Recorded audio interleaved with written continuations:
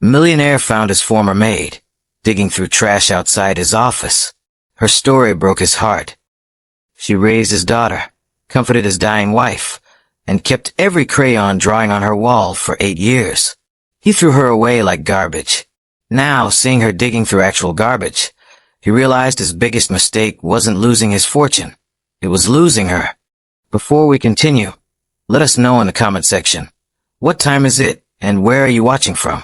Now let's continue. The morning sun cast long shadows across Park Avenue as Richard Sterling stepped out of his black Mercedes. At 52, he had everything money could buy. His tailored suit cost more than most people made in a month.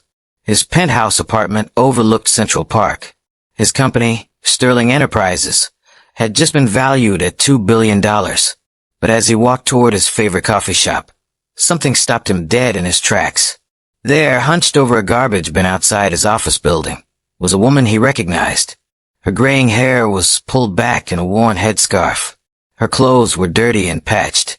Her hands, once so careful and gentle, now dug through trash looking for anything valuable. It was Maria Santos, his former maid. Richard's heart pounded as memories flooded back. Maria had worked for his family for 12 years. She had been more than just help around the house.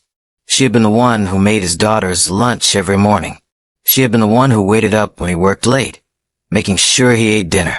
She had been the one who held his wife Sarah's hand during her final days in the hospital.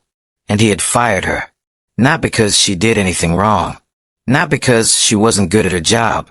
He fired her because after Sarah died, he couldn't bear to see Maria's kind face every day. It reminded him too much of happier times. Times when his house was full of laughter instead of empty silence. That was 8 years ago. Now here she was, collecting garbage in front of the building that housed his empire. Richard stood frozen, watching as Maria carefully examined each piece of trash. She moved slowly, as if her back hurt. Her face looked older, more tired than he remembered. But it was definitely her. "Excuse me, sir, are you okay?" A young intern from his company had approached him. Richard realized he had been standing there for several minutes, staring. "I'm fine," Richard said quickly, but he wasn't fine at all. He hurried into the building, but he couldn't concentrate on work. During his morning meeting about the quarterly reports, all he could think about was Maria. During his conference call with investors in Tokyo, his mind wandered to the woman outside digging through trash. By lunchtime, he couldn't take it anymore. Richard went back outside, but Maria was gone. He asked the security guard if he had seen her. "Oh, you mean the bag lady?" The guard said dismissively. "Yeah, she comes by most mornings around 8. Real nuisance if you ask me. I keep telling her to move along, but she keeps coming back." "Don't call her that," Richard said sharply. The guard looked surprised. "Sorry, sir. Didn't mean any offense." Richard spent the rest of the day thinking about Maria. That evening, instead of going to his usual expensive restaurant, he drove to the neighborhood where Maria used to live. It had changed a lot in 8 years. Many of the small apartments had been torn down to make way for luxury condos. The corner store where Maria used to shop was now a trendy juice bar. He asked around, but no one knew where Maria Santos lived now. The next morning, Richard arrived at his office building at 7:30. He wanted to be there when Maria showed up. He waited in his car, feeling foolish but unable to leave. At exactly 8 o'clock, he saw her. She walked slowly down the street, pulling a small cart behind her. She went straight to the garbage bins outside his building and began her routine. Richard got out of his car and walked toward her. "Maria." She looked up, startled. For a moment, her eyes were confused. Then recognition dawned. "Mr. Sterling?" Her voice was barely a whisper. "Yes, it's me." Richard felt his throat tighten. "How are you, Maria?" She stood up slowly, wiping her hands on her dirty apron. I am okay, Mr. Sterling. How is Miss Emma? She must be grown up now." Emma, his daughter. Richard felt a stab of guilt. Emma was 24 now, living in Los Angeles, working as a graphic designer. She had asked about Maria many times over the years, especially right after Sarah's funeral. "She's doing well," Richard said. "She's an artist now. living in California. Maria's face lit up with genuine joy. An artist. Of course. She was always so creative. Remember how she used to draw pictures for me? I kept them all. The simple statement hit Richard like a punch to the gut. Maria had kept his daughter's childhood drawings. Even after he fired her. Even after 8 years. Maria, what happened? How did you? He gestured toward the garbage bins, unable to finish the question. Maria's smile faded. Life happened, Mr. Sterling. After I stopped working for you, I found another job with the Johnson family. But Mrs. Johnson got sick, and they had to let me go. Then I worked for a cleaning company. But my back got bad, and I couldn't keep up. The medical bills. She trailed off. You should have called me, Richard said. You should have asked for help. Maria shook her head.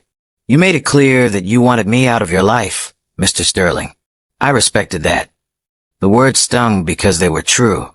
After Sarah's funeral, Richard had been cold and distant with Maria.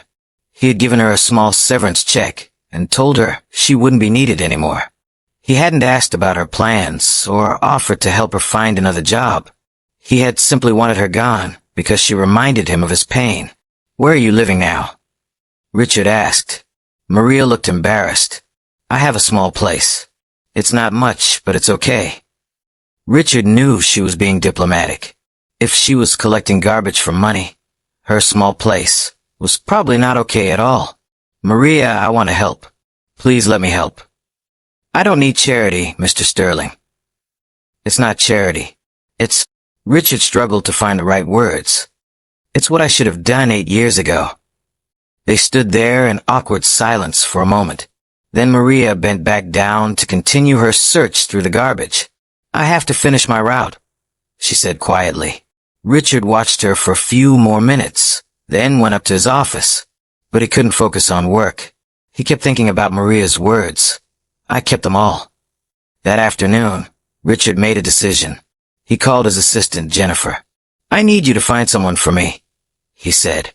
Maria Santos. She used to work for my family. I need her address, her situation, everything. Jennifer was efficient, as always. By the end of the day, she had a full report. Maria Santos, age 68, lived in a one-room apartment in a rundown building in Queens. She received a small Social Security check each month, but it wasn't enough to cover her rent and medical expenses. She had diabetes and high blood pressure, but couldn't afford her medications regularly. She had been evicted twice in the past 3 years, but had managed to find cheaper and cheaper places to live. The report also included a heartbreaking detail. Maria had been married for 35 years to Carlos Santos, who died 4 years ago from a heart attack. They never had children of their own. Reading the report, Richard realized that Maria had loved his family because she had no family of her own. Emma had been like a daughter to her. Sarah had been like a sister.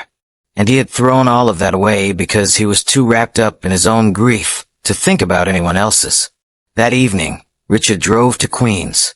Maria's building was worse than he had imagined. The front door didn't lock properly. The hallway smelled of mold and cooking grease. The stairs creaked under his feet. He found apartment 3B and knocked. Maria opened the door, wearing the same clothes from that morning. Behind her, Richard could see into the tiny apartment.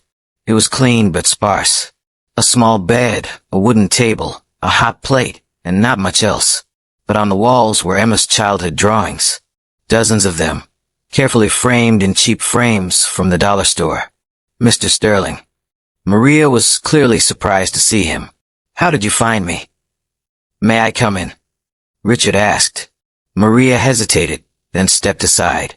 Richard entered the small space and looked around. Despite having almost nothing, Maria had made the place as homey as possible. There were a few photos on the table. One of her and her late husband, and one of Emma as a little girl. You really did keep them all, Richard said, looking at the drawings on the walls. She was so talented, Maria said softly. Look at this one. She drew it when she was 7. It's our whole family, you, Mrs. Sarah, Emma, and me. She wrote my family at the bottom. Richard looked at the drawing. There they were, 4 stick figures holding hands in front of a big house. Emma had drawn Maria right there with the rest of them, part of the family. "Maria, I need to tell you something," Richard said, his voice thick with emotion. "Firing you was the biggest mistake of my life." Maria was quiet. "When Sarah died, I was lost. I was angry at the world, angry at God, angry at myself. Every morning when I saw you making Emma's lunch, it reminded me that Sarah would never do that again. When I heard you humming while you cleaned, it reminded me of how Sarah used to hum. I couldn't handle the reminders, so I pushed you away." Richard sat down heavily in one of the two chairs at Maria's small table. "But what I didn't realize then was that those reminders weren't just about my pain. They were about love. The love you had for our family. The love Sarah had for all of us. The love that was still there even after she was gone." Maria sat down across from him. "Mrs. Sarah was a good woman," she said simply. "She loved you like a sister," Richard continued. "And Emma loved you like a grandmother. And I threw that all away because I was too selfish to see past my own grief." They sat in silence for a few minutes. "What happened to you after I let you go wasn't just unfair," Richard said finally. "It was my fault. I should have made sure you were okay. I should have helped you find another job. I should have checked on you over the years. Instead, I abandoned someone who had been loyal to my family for 12 years. "Mr. Sterling, you don't owe me anything," Maria said. "Yes, I do," Richard replied firmly, "and I want to make it right." Over the next hour, Richard explained his plan. He wanted to give Maria a job at his company, not as a maid, but as the Director of Employee Relations. Her job would be to make sure the workers at Sterling Enterprises felt valued and cared for. "You always had a gift for making people feel important," Richard explained. "You made Emma feel special every day. You made Sarah feel loved even when she was sick. You even made me feel like I mattered, even when I was working too much and not paying enough attention to my family." Maria was overwhelmed. "Mr. Sterling, I don't know anything about business." "You know about people," Richard said. "You know about kindness and loyalty and making someone's day a little brighter. Those are the most important qualifications." The salary he offered was more than Maria had ever dreamed of making, enough to afford a nice apartment, good health care, and security for the rest of her life. But there was one more part to Richard's plan. "Emma is coming to visit next month," he said. "She doesn't know I found you. I want it to be a surprise." Maria's eyes filled with tears. "She probably doesn't even remember me." "She asks about you all the time," Richard said. "She's never forgiven me for letting you go." 3 weeks later, Richard picked Emma up from the airport. She had grown into a beautiful young woman with her mother's kind eyes and her father's determination. During the drive to his apartment, they made small talk about her art career and her life in Los Angeles. "Dad, can I ask you something?" Emma said as they sat in traffic. "Of course. Do you ever think about Maria?" Richard glanced at his daughter. "Why do you ask?" "I don't know. I've been thinking about her a lot lately, especially since the anniversary of Mom's death last month. I keep wondering what happened to her, if she's okay, if she ever thinks about us." "Would you like to see her again?" Richard asked carefully. Emma's face lit up. "Is that possible? Do you know where she is?" "Actually, yes. I found her a few weeks ago." "Dad, why didn't you tell me? How is she? Where is she living?" Richard pulled into the parking garage of his office building. "Come on," he said. "There's someone who wants to see you." They took the elevator to the 15th floor, where Sterling Enterprises had recently opened a new employee wellness center. Richard had spared no expense. There were comfortable seating areas, small kitchen, exercise equipment, and several offices for counselors and employee advocates. "This is beautiful, Dad," Emma said, looking around. "What is this place?" "It's where our employees can come when they need help with personal problems or just need someone to talk to," Richard explained. "We have counselors, financial advisors, and someone very special who makes sure everyone feels like part of the family." He led Emma to a corner office with a nameplate that read Maria Santos, Director of Employee Relations. Richard knocked on the door. "Come in," came a familiar voice. Emma gasped as they entered the office. There was Maria, dressed in a professional but comfortable outfit, sitting behind a desk covered with photos of Sterling Enterprises employees and their families. And right in the center of the desk was that same photo of 7-year-old Emma. Emma. Maria stood up, her face radiant with joy. Maria. Emma ran around the desk and threw her arms around the woman who had been like a grandmother to her. Both women were crying. Richard found himself wiping his eyes too. I can't believe it, Emma said through her tears. I've missed you so much. Look at you, Maria said, holding Emma at arm's length. So beautiful, so grown up. And an artist. I always knew you would be an artist. They spent the next 2 hours catching up. Emma told Maria about her life in Los Angeles, her job at a graphic design firm, her boyfriend who was a musician. Maria told Emma about her new job, how much she loved helping the employees at Sterling Enterprises, how proud she was to be part of the company family. Dad, I can't believe you did this, Emma said finally, looking at her father with new respect. This is the best surprise ever. But Richard had one more surprise. Maria, there's something else I want to talk to you about, he said. Emma, you remember how Maria never had children of her own? Of course, Emma said. Well, I've been thinking. Sarah always said that family isn't just about blood. It's about love and loyalty and being there for each other. Richard pulled out a legal document from his briefcase. Maria, I want you to know that in my will, you are listed as Emma's legal guardian if anything ever happens to me. And you're also listed as a beneficiary. Not because I feel guilty, but because you're family. You always were family. Maria was speechless. Dad, Emma said softly, that's perfect.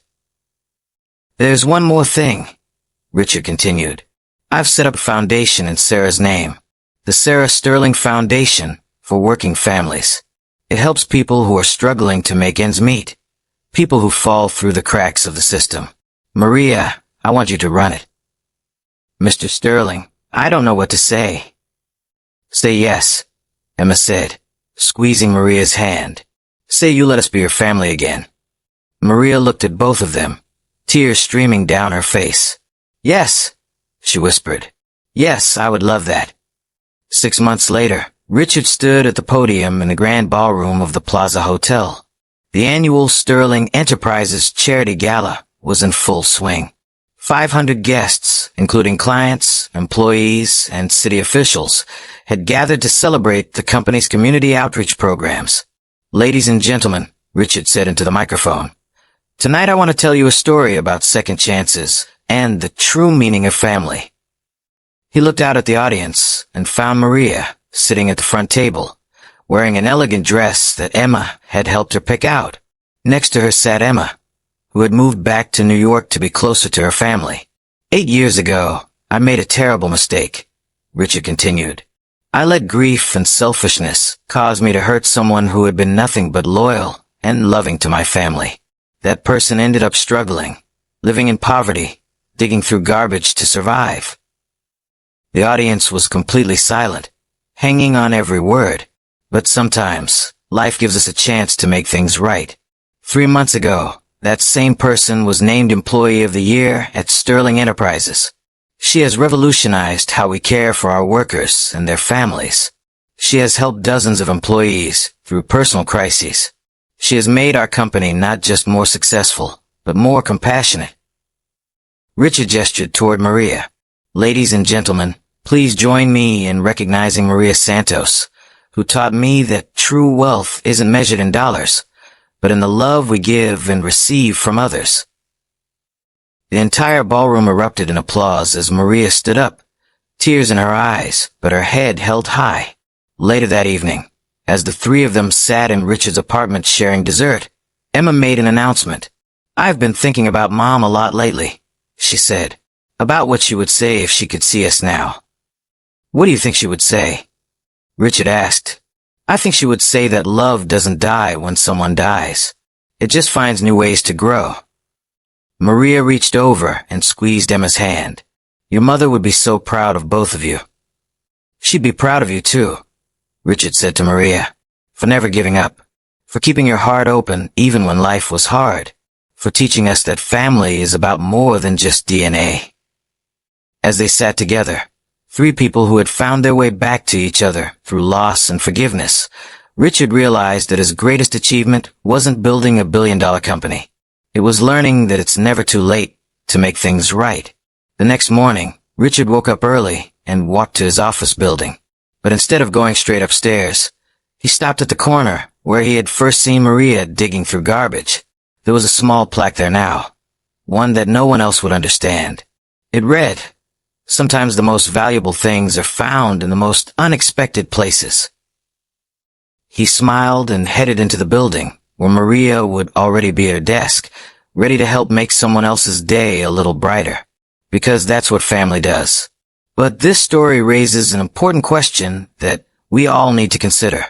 How many people in our own lives have we pushed away during difficult times, only to realize later that they were the ones we needed most? Think about it.